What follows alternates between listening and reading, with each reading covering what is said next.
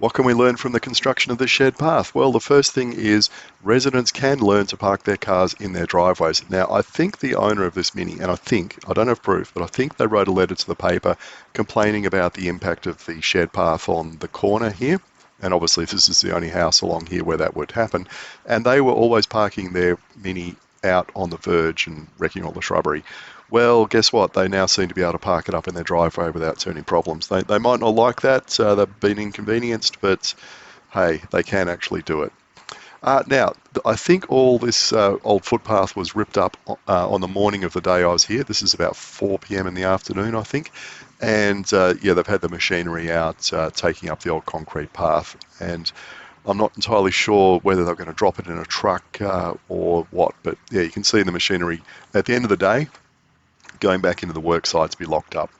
But if we have a look along the path, this section, you know, it's been topped in black asphalt. It's quite smooth. It is rideable, but they've still got barriers on the path to stop you riding on it. Residents can drive back and forth across it into their driveways. It's certainly able to, you know, hold up the vehicles going across it, but for some reason they don't want cyclists on it.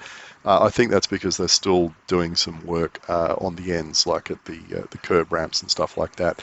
And they probably don't want a cyclist running into a worker, you know, surprise, or trying to cross the road and then going into a site which hasn't been finished like this section. So along here, they've laid down the crushed rock that they use as a base.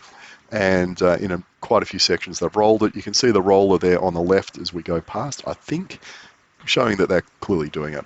Now this section, this is where on Monday, you know, they got out the front end loader or whatever and ripped up the old concrete path. And it'll be interesting to go back this weekend and have a look and see what progress is like. Have they managed to completely smooth out the foundations and lay down that crushed rock, and have they started rolling it, and have they got it to the point where residents are able to drive back into their driveways, so therefore minimising the inconvenience for the residents. There's our nice big pile of busted up concrete. So that's it.